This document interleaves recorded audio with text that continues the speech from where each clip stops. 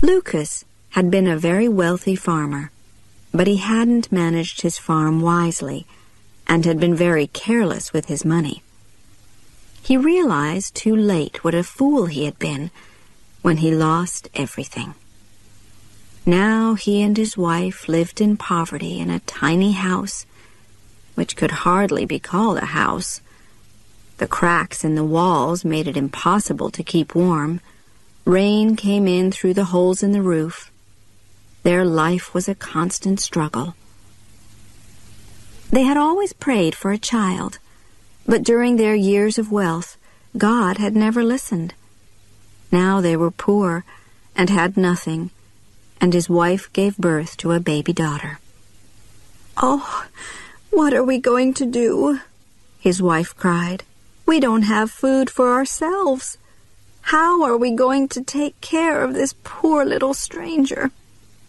"We'll find a way," Lucas said. "She's a gift from God, so he'll help us find a way. But first we must have her christened. We must ask someone to be our daughter's godmother." They had no relatives in the area, so Lucas went to ask their neighbor's wife. "My husband and I are only poor peasants like you. Why should we add your child to our list of money worries?" was her answer. Lucas returned home with the bad news. "What can you expect?" asked his wife sadly. "When we were rich, everyone wanted to know us and be our friends. Even the mayor invited us to his home. But now we have nothing, and not even a poor peasant woman will help us." She was very worried about their little baby. Winter was almost at its end, but it was still very cold. At night the earth froze, and in the morning the houses and trees were covered in snow. They had no clothes for their child, only old bits of cloth, and her bed was the cold, hard ground. Lucas's wife kissed their baby and cried, "My poor darling, my poor little darling." Then suddenly a happy thought came to her. She told Lucas to go and ask the mayor's wife to be their child's godmother. She was godmother to the mayor's child, and was certain that the mayor's wife would do the same for them. Lucas didn't feel so certain, but he went to ask her. With a heavy heart, Lucas walked past the fields and farm buildings that used to be his. He arrived at the mayor's house and gave his wife's good wishes to the mayor's wife. He then asked if she would be godmother to their child.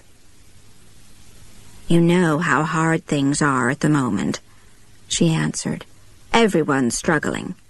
I can't afford to help someone as poor as you. Why are you asking me anyway? Isn't there someone else you could ask?" "Well, my wife is godmother to your child," he answered simply. "Oh, I see. So this is a debt that I have to repay, is it?" was her angry reply. "Is that the only reason your wife agreed to be our child's godmother? And tell me, what help is your wife to our child now when you have nothing? How dare you come to my home and insult me like this? I wouldn't be your child's godmother if you paid me in gold." Lucas left in tears. When he got home, he described what had happened at the mayor's house. His wife was desperately unhappy, but he told her not to be discouraged. He was going to take their child to the christening himself and ask the first person he met on the road to be her godmother. His wife, crying, wrapped their child in an old blanket to protect her from the winter winds and put her in her father's arms. Lucas dressed as warmly as he could and started on his journey. He carried his baby sadly but proudly along the road. After several hours, he saw an old woman, dressed in old, torn, dirty clothes, walking very slowly on her old, bent legs. He hesitated for a moment and then walked up to her, explained their situation, and asked her if she would be godmother to their baby. The old woman smiled warmly, took the tiny baby in her arms, and said, "Yes, of course I will. It will be an honor to be godmother to such a sweet little baby, whose father loves her so much." They continued together to the church. The priest was just getting ready to leave when his assistant hurried up to him and whispered that some people were arriving. "Oh, no," said the priest, who wanted to get home for his supper. "Who is it, and what do they want at this late hour?" "It's only Lucas," answered his assistant. "You know, the one who lost everything. He's as poor as the poorest peasant now." As they approached the church, the godmother saw that the assistant was whispering something unkind to the priest. So as they entered, she pulled from her old dress a golden ducat and pressed it into the priest's hand. The priest was amazed. He looked at the ducat, then at the old woman in her torn clothes. He then quickly whispered to his assistant to prepare for the baby's christening. The christening ceremony that followed was suitable for the wealthiest of merchants. The little girl received the name Marischka. After the christening, the priest walked with them to the door of the church. His assistant walked with them all the way to the gate, hoping for a nice reward. The old woman gave him a golden ducat, which he received gratefully. When Lucas and the old woman reached the place where they had first met, she handed the baby to him. She then reached into her pocket and pulled out another golden ducat, which she put inside the baby's blanket. She smiled at Lucas and said, "This is my gift to your child. This will provide enough money to bring her up well and give her everything she needs. This child will bring you and your wife great joy and comfort, and when she grows into a woman, she will have a long and happy marriage." The kind godmother then touched the ground, and suddenly a beautiful rose bush appeared, covered in sweet-smelling flowers. Lucas bent down to admire the lovely flowers, and then turned to thank the old woman. But she was gone. He was amazed and confused. "Goodbye," he called. "Thank you, kind godmother." He stood there, holding little Marischka, looking all around him. He would probably have stood there for hours if Marischka hadn't started crying for her supper. So he began walking, and as he walked, he thought about all the wonderful things that had happened to him that day. At one point he stopped and felt in Marischka's blanket to make sure that the ducat was still there, that he hadn't dreamed it. He took it out, and suddenly it became 10 ducats and fell out of his hand all over the ground. Again he stood there not speaking, full of amazement. He gathered the ducats up, laughing, put them in his pockets, and almost ran with Marischka back to his home. Lucas's wife had been waiting anxiously at home, hungry, thirsty, and cold. There was no food in the house, and no money. She was very surprised when Lucas ran in with a happy smile on his face and told her all about the kind godmother. When he finished, he told his wife to take the godmother's christening gift out of Marischka's blanket. The wife reached in and pulled out the ducat. Suddenly there were 10, 20, 30 ducats. She cried out in happiness and surprise. The ducats flew out of her hands and rolled all over the floor. They both began to pick the ducats up, but wherever there was one, another 10 appeared. In the end, there was a beautiful golden pile shining in front of them. They fell onto the floor, laughing and crying at the same time. Then Lucas's wife was suddenly full of fear. Could this money be an evil curse?